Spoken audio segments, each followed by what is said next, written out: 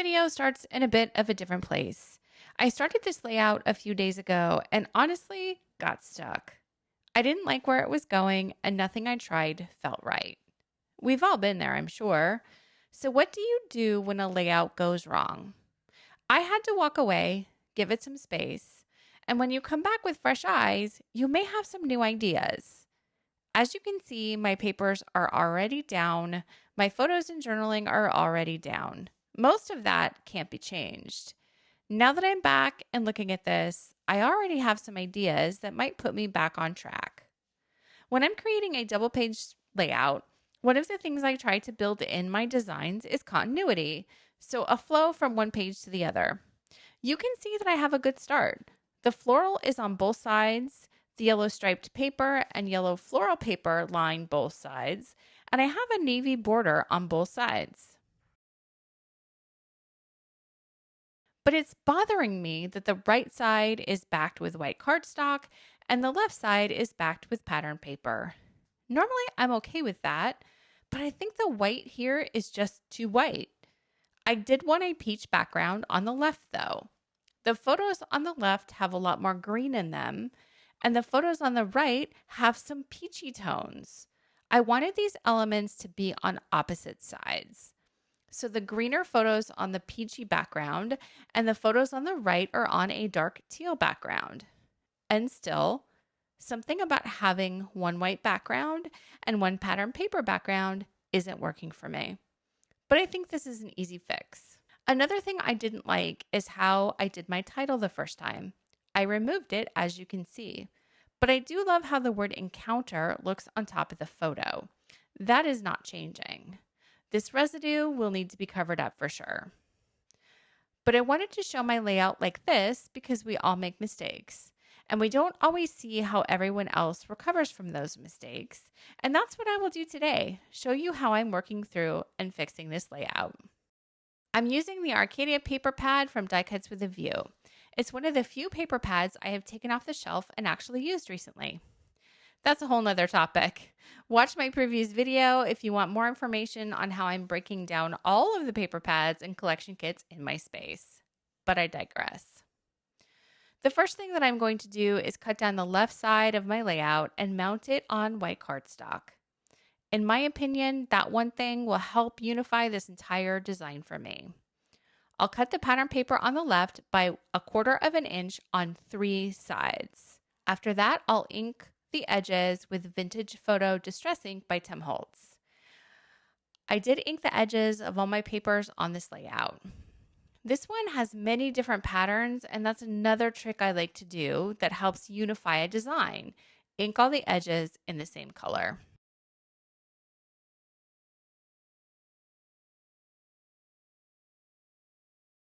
The left side will line up flush to the right margin the way the right side lines up flush to the left margin. To me, just this one change has already made a big difference. Now the entire background is white cardstock. The next thing I'm going to work on is my title. Another thing that was bothering me was that I have a large block of peachy paper on the left and a large block of teal on the right. While both colors are in the floral paper on each side, there is no block of the other color on the opposite side. That's another thing I need to fix. So I cut a piece of pattern paper from the collection that will house my new title, and it will cover up where the original title was ripped off. This pattern paper has the same color background as the paper on the left. It's not the same pattern. I didn't have another sheet, but it's the same color. Now, this block is a bit bigger than the letters, but it had to be to cover up the leftover residue. So I thought I could cut a little strip of this navy border paper, and I'll add that to the bottom of this block under the letters. It will help this block not feel so big and will also help emphasize the title.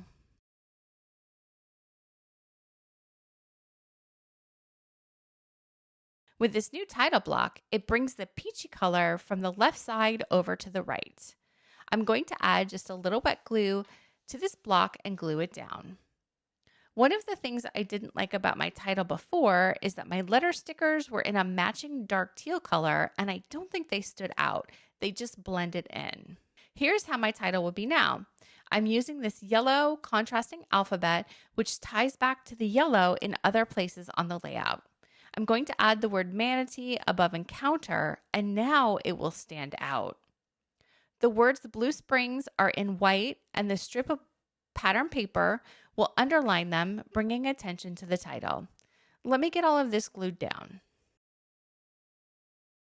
The next thing I had to fix on this layout was replacing part of my die cut border. I cut my die cut border in white cardstock, and there's another piece that goes on top of each flower to give the border some dimension. Originally, the extra pieces were inked in a rose gold color, which I thought would bring in the rose gold from the title, but I really didn't like how it looked. So I cut the extra pieces again, which is the great thing about having an electronic die cut machine. If you ever mess up, you can cut it out again. I inked them in yellow this time, which brings in more of the yellow color from the pattern papers and my title.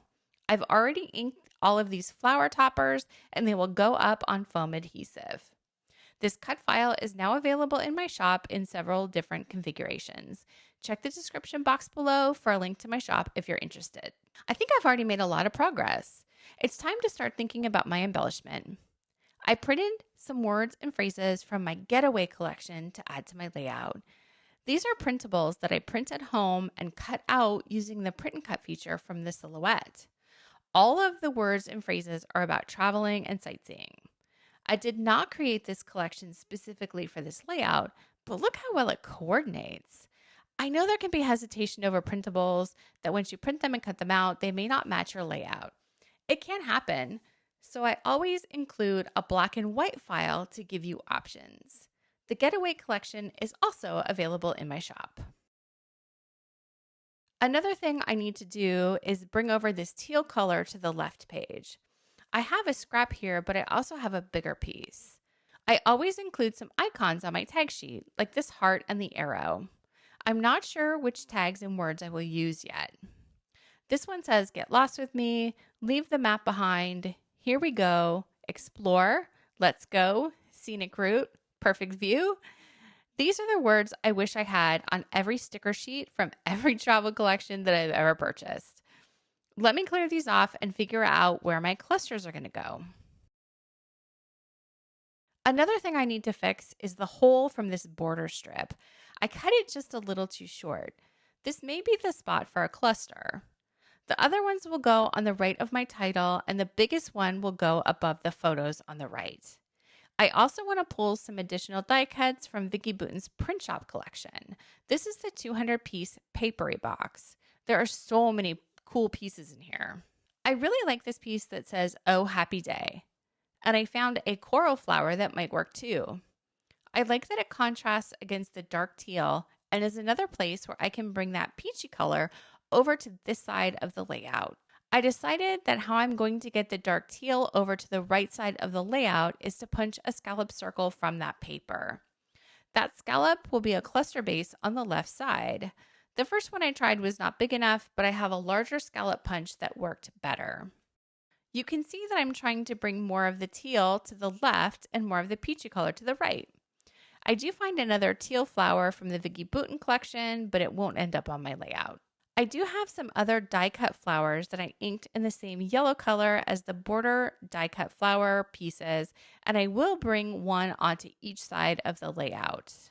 I'm going to start adding in some of the words and phrases and see which ones I like. I didn't have a plan for that, but I will try to get at least one of the same color in each of my 3 clusters. I did struggle a bit with where to put my clusters on the left. This is a personal preference and it does not work on every design. But when I'm looking for places for embellishment clusters, I try to keep the clusters at different levels. If the embellishment cluster went here, it's directly across from the cluster I'm building on the right. By moving the cluster down next to my journaling, it's not directly across from the other cluster. I like the way it leads the eye better from the left up to the cluster on the right and down to the next one and back over. There's more of an angle when the cluster is down by the journaling than if I left it at the top of my photo. In my opinion, this spot is the better place to build my cluster. This is where I will add another yellow flower. I will end up covering that seam with a heart I punched from one of the pattern papers. The paper pack had a paper full of hearts, and I used a punch to cut some out. I've worked in a heart into each cluster. The paper pack also had a tile print, and I cut some of the individual tiles out and added a few tiles to the top cluster. And now I have a navy word or phrase in each cluster. I'm ready to commit and glue down all of my embellishments. Some will be flat, some will be up on foam tape. So as you've seen, there are many things you can try when you don't like where your layout is going. My biggest tip is to walk away. Don't alter anything yet. With a little bit of distance, you may be able to identify some things to try to get your layout back on track, like I did by matting the left page. Adding a background mat can make a huge difference. And if you need to bring in some more color, add another pattern paper layer to the background. Another thing you can do when you have a double page spread is making sure you have bits of the same paper on both pages. Making sure your title contrast can make a huge difference if you don't like how the title looks. I used the exact same letter stickers the first time, but in a different color, and it didn't work because the color was essentially the same as the colors in the photo. The words just didn't stand out. You can also bring in colors from across the layout into your embellishment clusters, and that can help tie different areas of the layout together. Rather than start over, just reevaluate and see if there are things you can do to save it. I'm glad I stayed with this one. I don't create a ton of double page layouts. This trip was special. It was my birthday that day. I love the papers, and I didn't want to start from scratch. Those cute geotag puffy stickers are from Studio Calico. I tried hard to get them on my layout, but I don't think any of the colors worked. And I didn't want to add something just to add it. I'm going to add enamel dots in each cluster, and as soon as I turn the camera off, I'm going to change them all up. When it comes to enamel dots, I rely on trial and error. I tend to move them around several times before I like how they look. You will see where they end up in the close-ups at the end. I have this puffy sticker set from Chamel's Go Now Go collection. I'm just trying to see if I can add one more thing to each of the clusters. So yes, I got one yellow puffy heart in each cluster to finish them off. And that's where I will call this one done. When your layout starts to go off the rails, you don't have to start over. Give some of these ideas a try and see if you can get back on track. Thank you for joining me today. If you like this video, please give me a thumbs up and subscribe to my channel. If you're interested in a sketch of today's layout, check the description box below for a link. See you next time.